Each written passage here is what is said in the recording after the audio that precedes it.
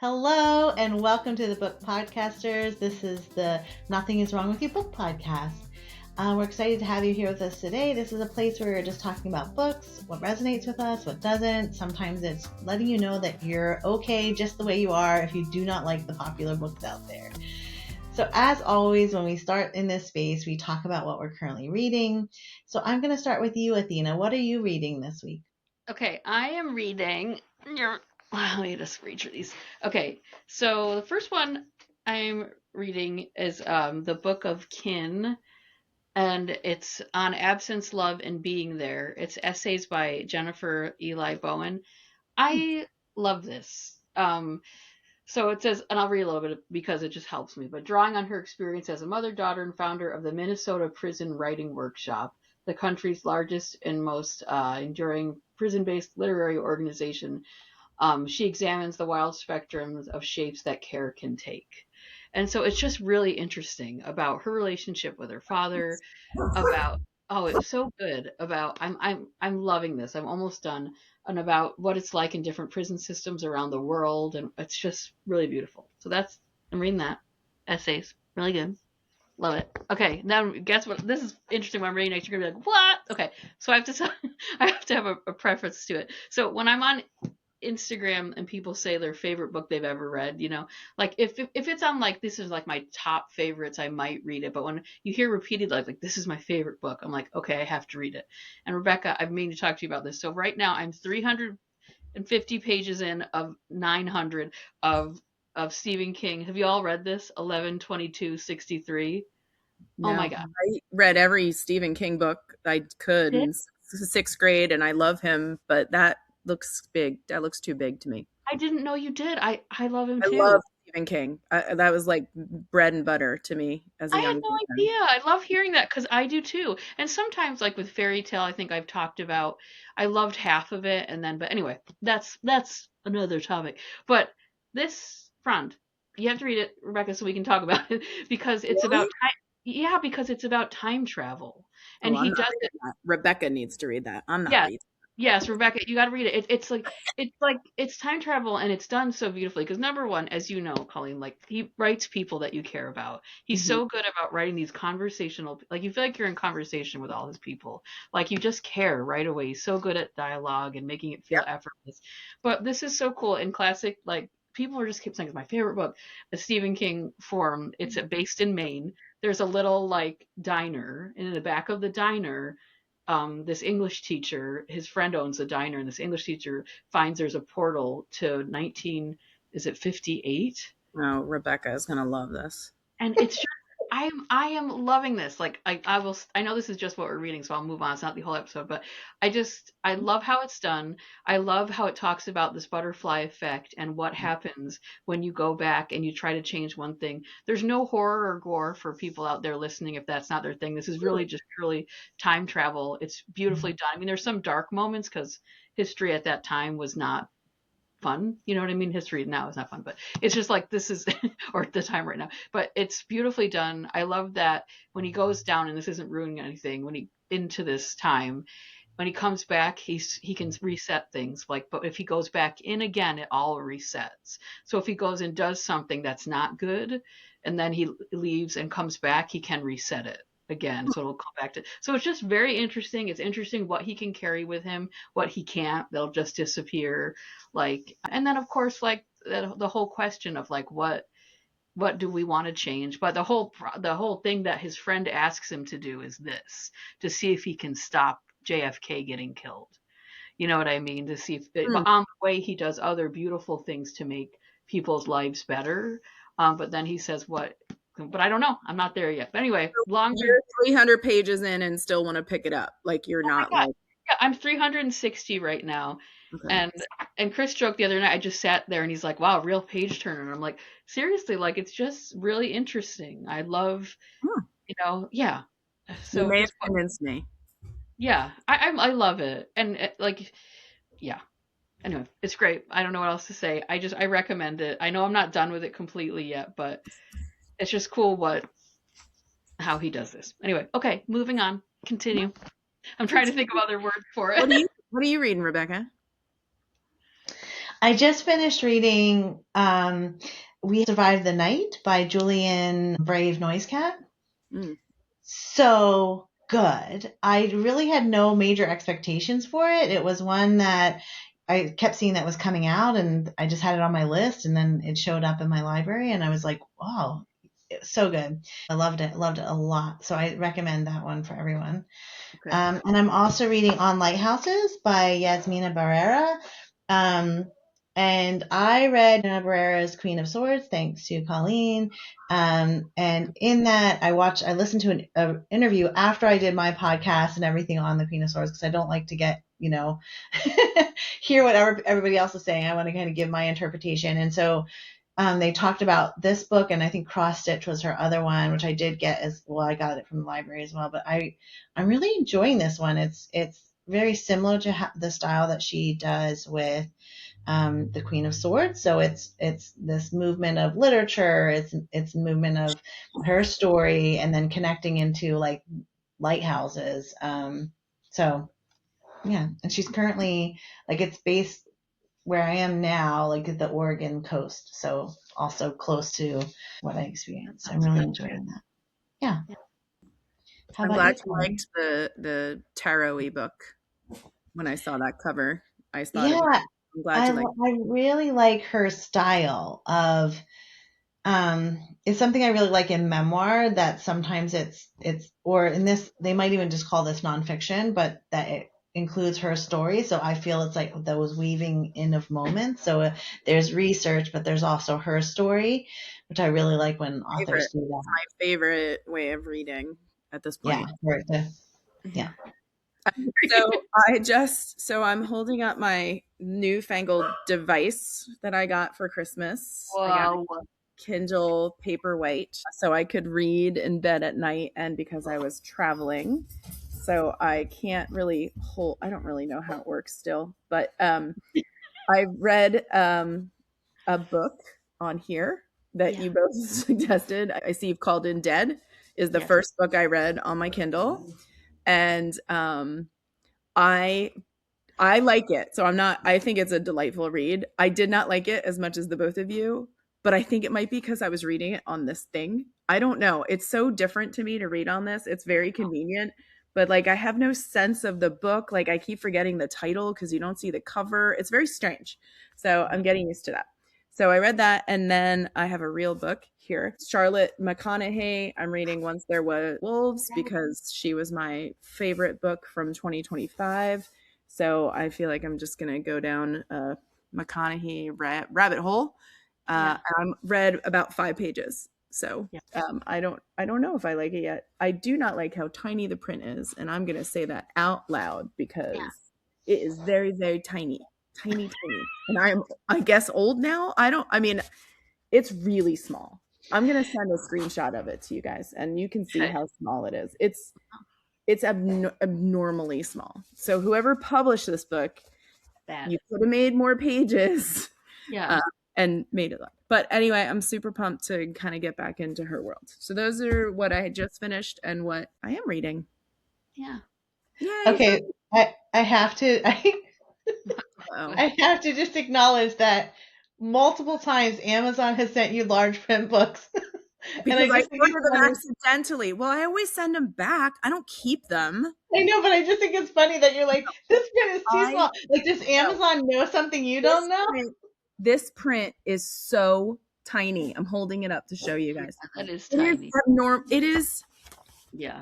I'm gonna count how many lines. Look at. It's bad. It's really bad. So anyway, maybe I'll get it on my Kindle and make it big because I'm a boomer now, evidently. Oh gosh, how did you just change generations like that? I'm exhausted by this. It's exhausting. That was like the Anne Lamott book, and they printed it in blue ink. I was like, whose idea was this? Well, that's just not acceptable either. It was awful. Yeah, the book was great, but reading it was awful. Yeah, they shouldn't print that. Whatever. That's my grumpy, curmudgeonly take.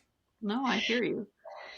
So I wanted today's episode to really kind of get back to the whole purpose of why we started this podcast. I think we have had wonderful conversations about books in general, but part of the heart of this was through multiple conversations we were having outside of this podcast about books that were in popular spaces, like Booker's Book Club or Reese's Book Club or just like Booker Prizes or whatever. And we were like, I didn't get it. Like, I didn't like it, or like the buzz didn't live up to my expectations of what I actually got. And so I just want to have an open conversation that we don't have this all planned out of which books we're going to talk about like we have in the past. I just think we've all been experiencing it recently in books that we've been reading. So I'll go first with one of mine. I have a couple that I want to talk about, but I'm going to come back to something that we even talked about earlier in this podcast, and that was the Emperor of Gladness. So, Ocean Vuong, which I love Ocean Vuong. Like, I am a huge Ocean Vuong fan. I could not get into that book.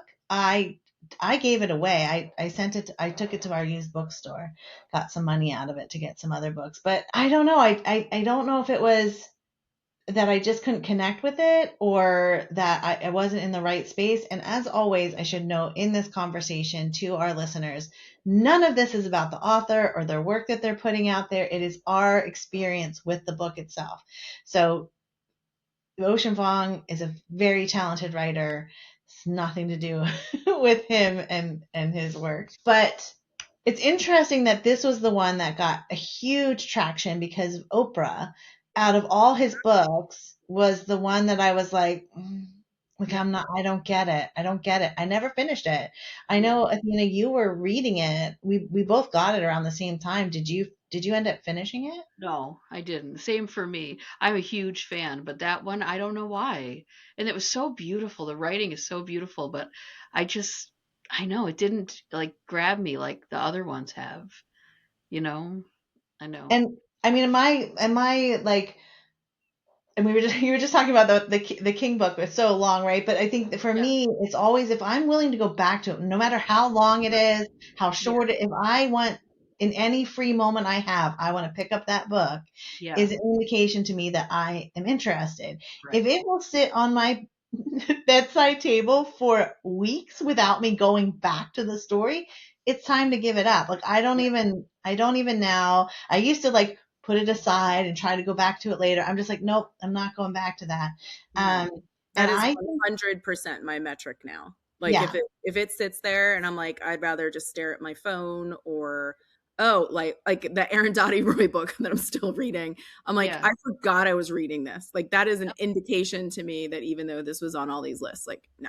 So I think maybe for everybody that listens to this, that's thinking about people still feel bad about abandoning things. Like if it's not calling you into your precious time, like what are we doing? That's why I asked you, Athena, like you're 360 pages in and are still excited to pick it up, then then that's awesome. I love being in this world. It's great. You know, it's interesting to me. I know it's not funny, but I felt the same way. I felt the same way about that book. That's funny, Rebecca. And it got me to assign one of his books of poetry in my queer lit class this year because suddenly he was so popular. Right. So it is interesting how we all connect with it in different ways. But I never finished his other book, which I know is like a sin. And I had no, I know it's not. But I had no desire to even read that other book. Yeah. Yep. Especially after the two of you were so lukewarm and you both love his work so much. Well, and I think it was like another example of how we talked about Kingsolver before, right? Is that I just new book pre-ordered, no questions asked, right? Like it arrived, signed on publishing day.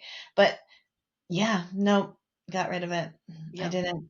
And again, it wasn't the writing. Like I think Athena, you said how beautiful it was. The writing was beautiful. I think I even did a reel on Instagram about a part of it that just like the sentence structure and the way he writes is just gorgeous.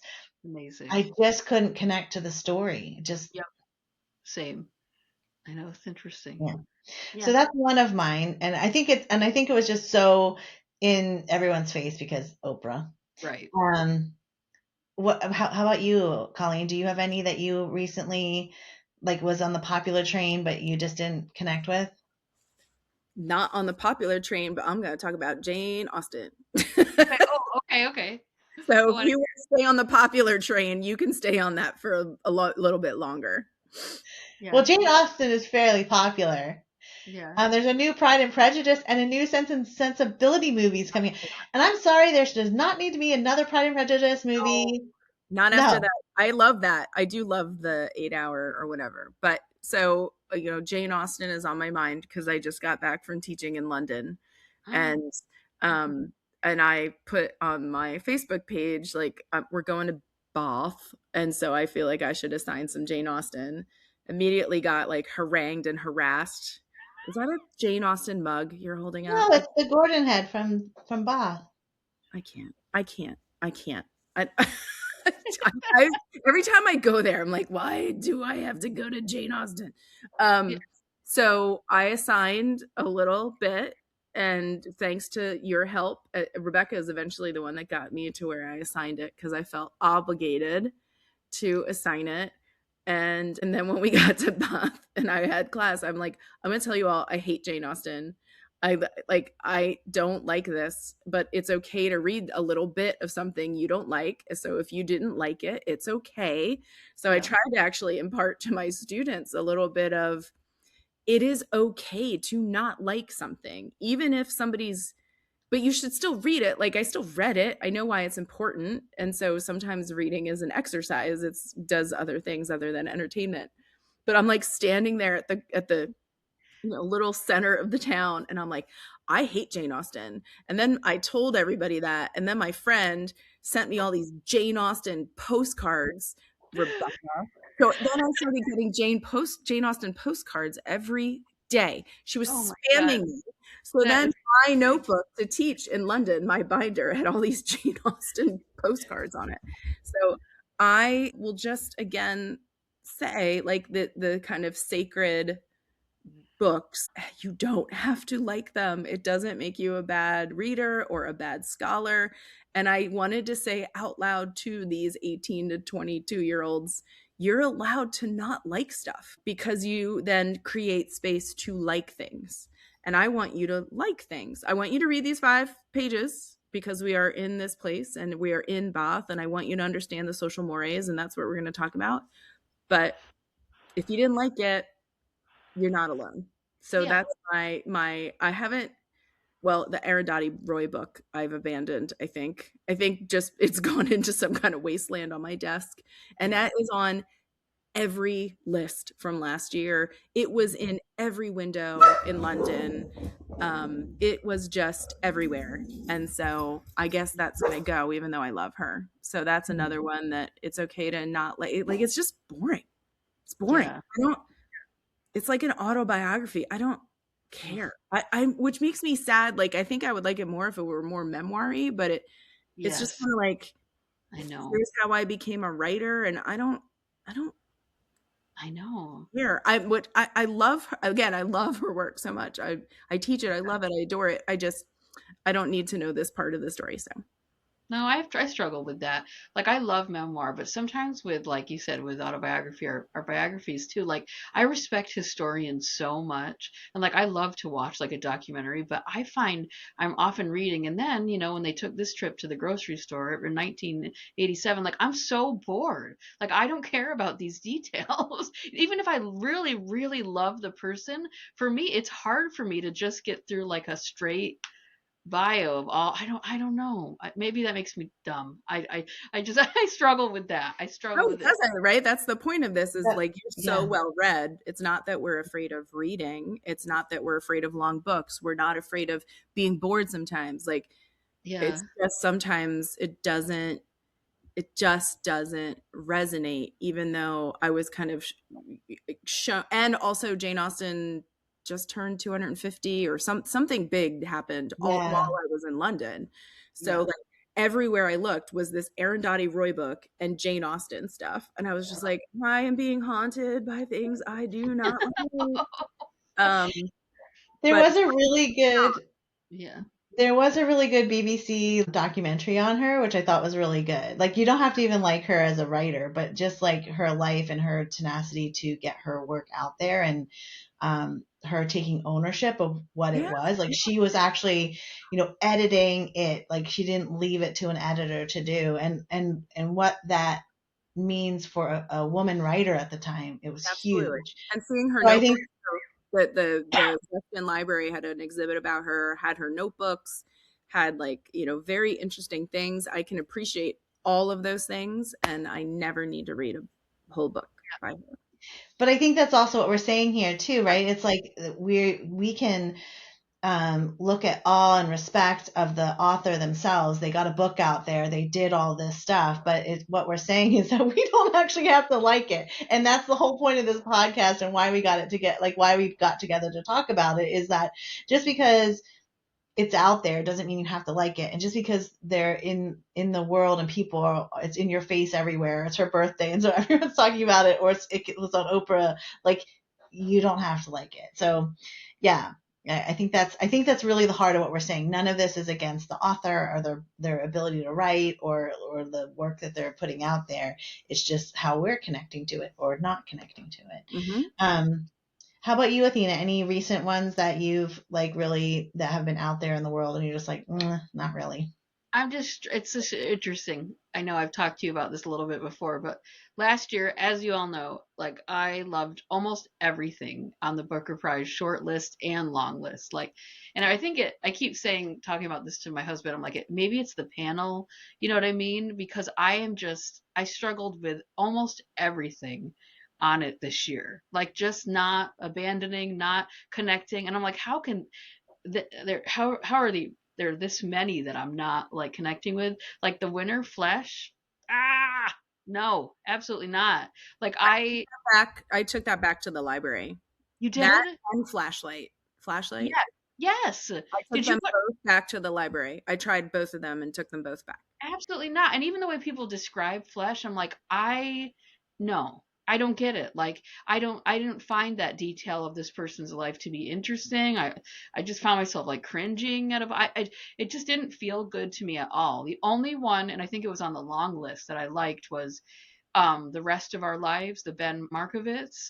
But it's about a guy that is going through some troubles with his wife, and he takes his daughter to college and then just decides to keep driving and to go on a little cross country road trip to kind of find himself. I enjoyed, that's a very summary, but I enjoyed that one was great. That I really thought that was a great book.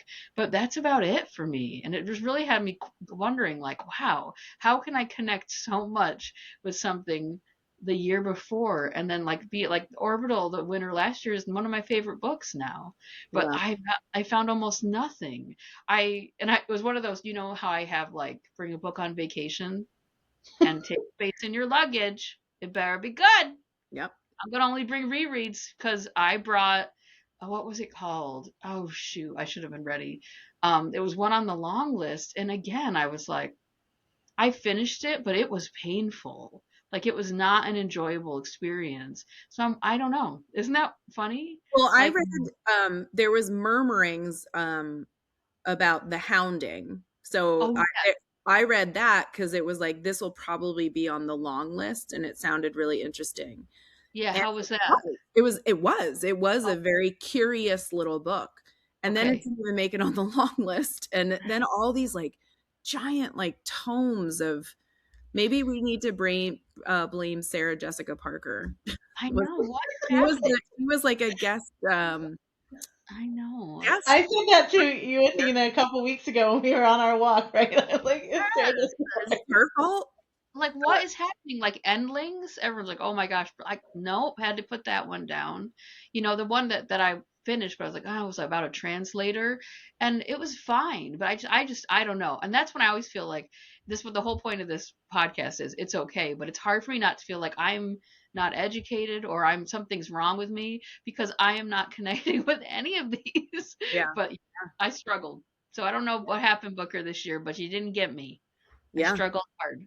Yeah. I feel like that happens with the National Book Award a lot for me too. Yep. Or the thing that wins, I'm like, really? This of all the ones on this list, like, I'm still mad The Prophets didn't win by Robert Jones like years ago. God, that book was so good. Or like Anthony Doerr. Or, yeah, I just I'm sometimes baffled by those decisions. And we are readers, so we are allowed to feel that way. Yeah, it's interesting that you returned both of those. That's really amazing. And I really wanted to read Flashlight. Like the concept is so interesting, but the prose, I was like, it's going to take me 75 years to read this book. That's what I felt. It was like every page, I was like, I don't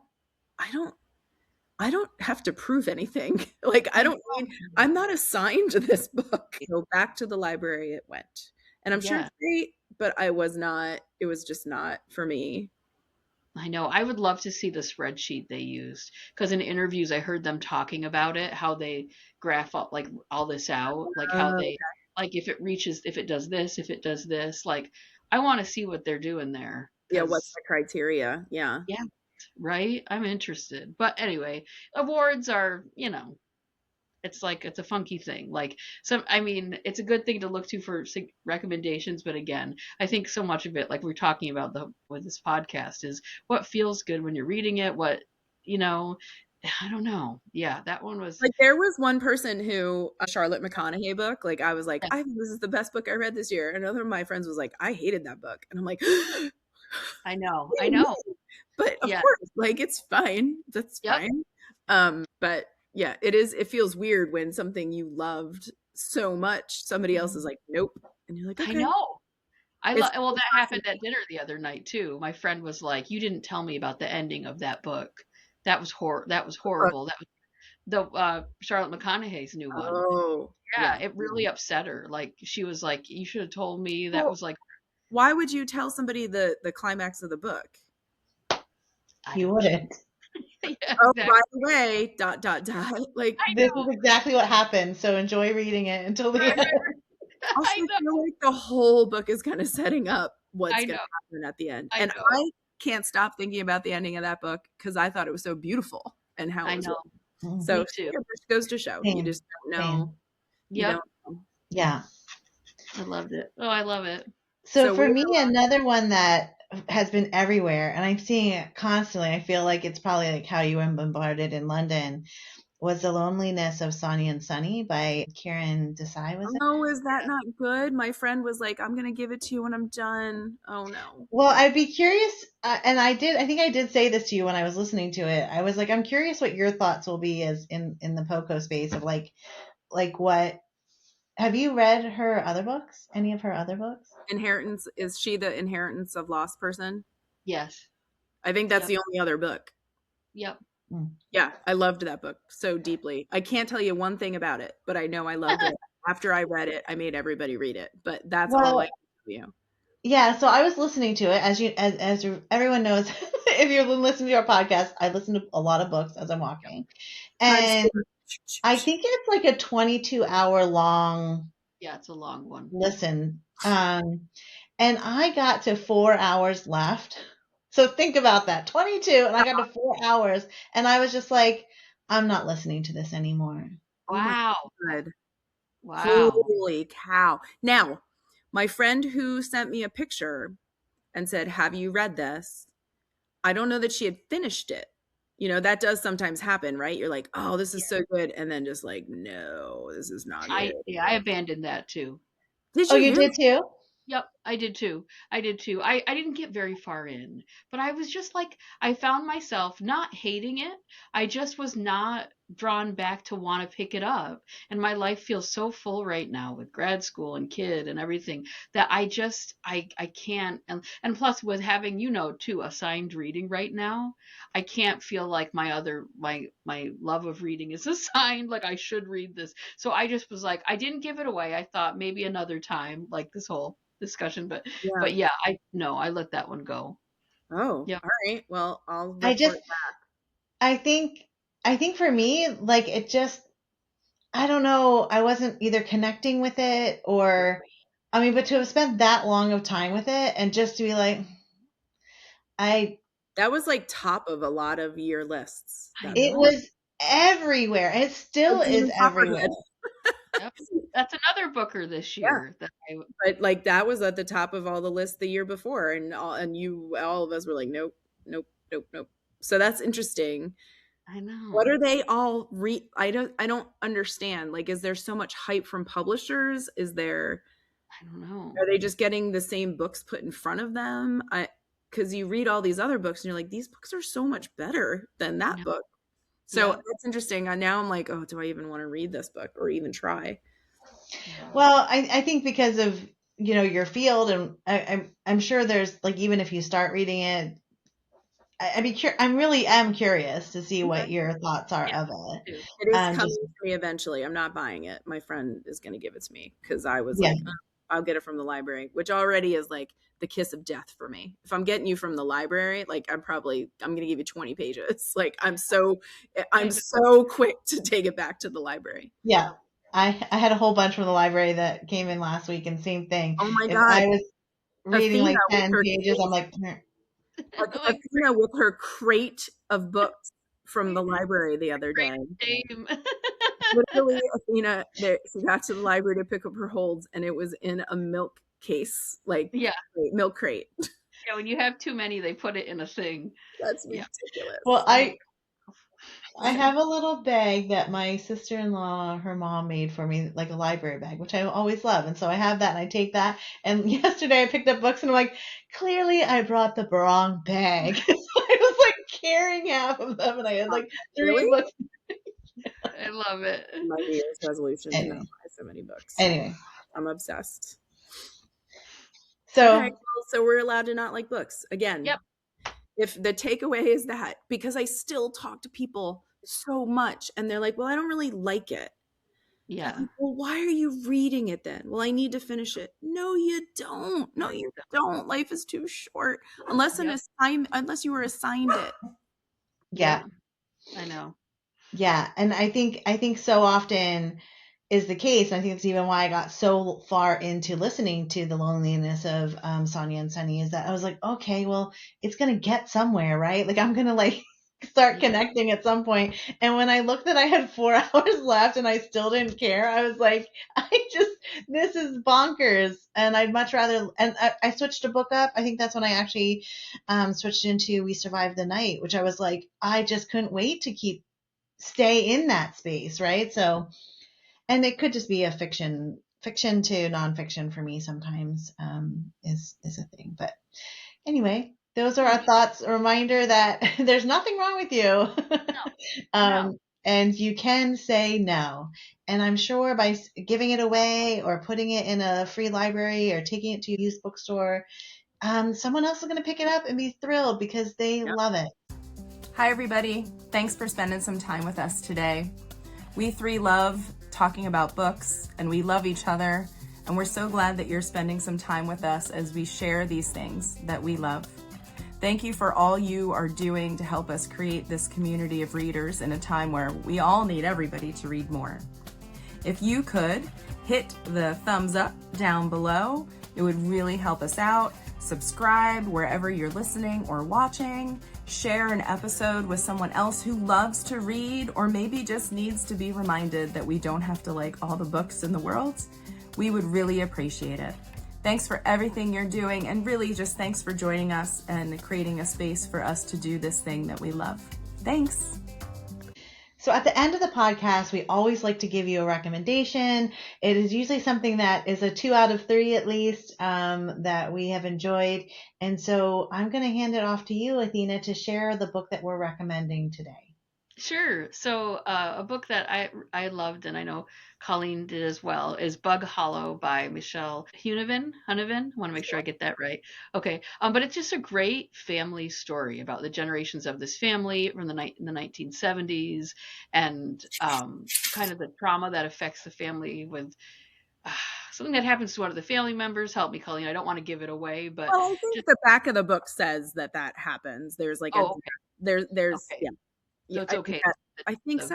Well, I'm not going to say so, but there's something tragic happens that then is the catalyst for this family drama. Yes, and it's just amazing to watch how it unfolds and that ripple effect that comes from that. I loved it. I thought that was a beautiful book, and for me, like a easy, fast read. Yep. Like we're talking a lot about wanting to reach for things. I wanted to get back there when I would put it down. I wanted to find out where they were and what was happening. How did you feel, Colleen? Well, I got it from the library and I Yep. read the whole thing. So that should, based on what I just said about library Yep. books, but I got it. You piqued my interest. And so I got it. I requested it from the library and I loved it. Same thing. It was just like I like things that feel like they're not a ton of work, but they still pay off in a lot of good ways. Like I felt that's about that book. And I love a sweeping family saga kind of intergenerational thing. But yeah, I was really glad I had never even heard of that book and you mentioned it, and that's how I ended up reading it. And hopefully maybe the two of us talking about it will get other people to read it. It's like low commitment, high reward. Yep. Agreed. Perfect. Yeah. It's on my list. I just haven't gotten around to it. And I think I've been loving kind of going back into the 70s and 80s a little bit of my own story in those spaces. So excited to head into Bug Hollow. Yay. I actually have the image of the cover like stuck in my head. So that's always a good sign. Yeah, it's good. It's good. Get it from the library and see what you think. And like I said, usually I give library books like 20 pages, you're out. I think I read it in like a day. It was just something that I wanted to keep coming back to throughout the day. Yeah. Perfect. So the recommendation is Bug Hollow. We'll put the link in the show notes. Thank you again for joining us today. As a little reminder, don't forget to hit subscribe, give us the likes, add some comments, and share out with others. It really helps our podcast grow. So thanks, everybody. Happy reading.